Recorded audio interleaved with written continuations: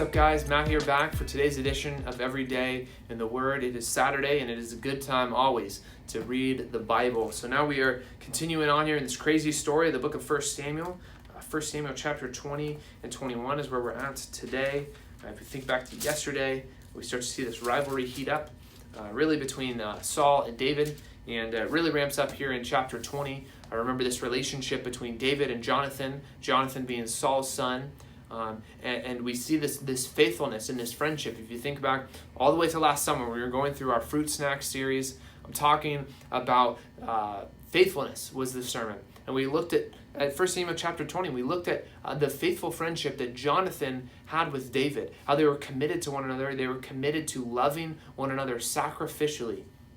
And that's just something that we need to really take hold of in our own lives. We see today here in this story that Jonathan, he basically saves David's life because David was going to be manhunted by Saul. And Jonathan and David, they put together this elaborate plan to basically, David was hiding, and then he would shoot some arrows, and David would know whether or not Saul was coming for him or not. So again, Jonathan's faithfulness to David is incredible, especially because Jonathan was in a weird place. If you think about it, he was in between Saul, his dad, and David, his best friend.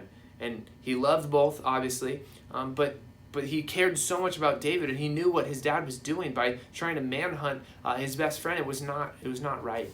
And so he's a good friend to David here. So that's something that we can take away, be that kind of good and faithful friend that Jonathan was to David. That'd be a great thing for us to take away from 1 Samuel chapter 20. But chapter 21 here, we see David continuing to flee from Saul's presence because Saul was continuing to go after him and to hunt him. We see this interesting story of Jesus uses this story, but at the beginning of chapter 21, where David, he's longing for food. He doesn't have anything to eat, and he goes to the temple, and he basically is super hungry, and he asks the priest if he can have some of the holy bread, the showbread that was supposed to be in the Holy of Holies, being in the temple, ready for God and for God alone. It wasn't supposed to be for any old average person to walk in and take it as some free food.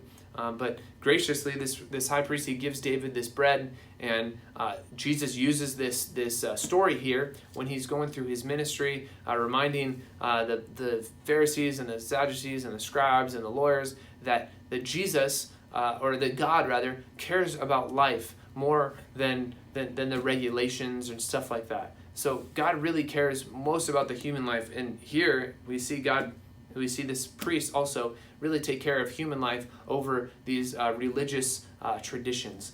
So a great reminder for us to basically put the right order in our lives. And I'm not saying that ministry isn't important. I'm not saying that serving and worshiping God isn't important. So don't get that from what I'm saying. But what I am trying to say is that God values life. So take that for what it's worth. Take that and apply that to every aspect of your life. God values life. And so that's a great takeaway from chapter 21 of 1 Samuel. But now let's go over to the book of John.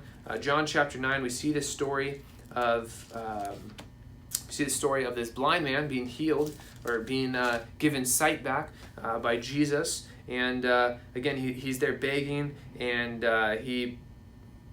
Jesus heals him. And then all of these religious leaders, they get really upset. They get upset at him because again, they were trying to disprove what Jesus was doing, and they couldn't put their finger on how this man who was blind for his whole life now be able to see. And the only explanation really is that God got involved. And God did get involved, and his name, the way that God got involved was with Jesus Christ. And so he basically gives this guy his sight back. They question him. He says in verse 25, he says, "One thing I know, I was blind and now I see." They continue to question him, "Are you sure? Are you sure? Are you sure?" And he says, "I just know this one thing. I just know I can see now." And then at the end of the chapter, Jesus, he comes back to this guy and he says, "Hey man, do you believe in me?" And he says, "Yes, I do." And he says basically, like, give glory to God. Use your life, use this testimony to bring glory to the Father. So a great reminder for us about even our lives should be basically a mirror of reflecting the glory of God, because God has done such great things in your lives. You were blind spiritually, and now you see spiritually, and so that should be a testimony to the world. So an encouraging thing to take away here from the book of John chapter 11. And now let's go over to book of Psalms. We've got 2 Psalms here on tap for today. We've got Psalm 113 and Psalm 114, 2 short Psalms, but they're all about the glory of God. They're all about God being the supreme Lord of Lords and King of Kings.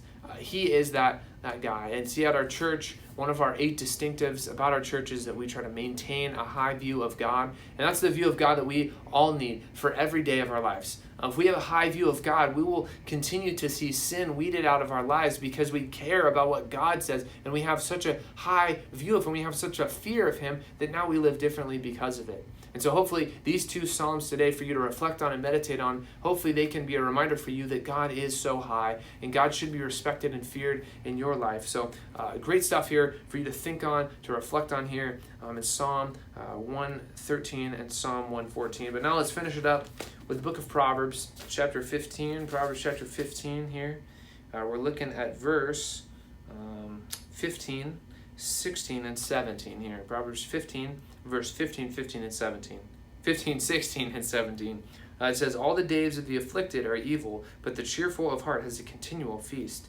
Better is a little with fear of the Lord than great treasure and trouble with it. Better is a dinner of herbs where love is than a fattened ox and hatred with it."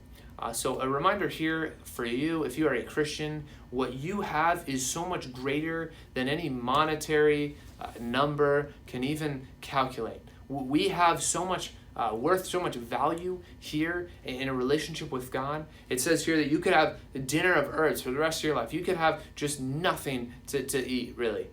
But if you have God, if you have a relationship with God, you have everything. You have more than everything you could possibly need or want. So a great reminder and encouragement for you if you are a Christian, that if you are one with Christ, you have everything you could possibly need.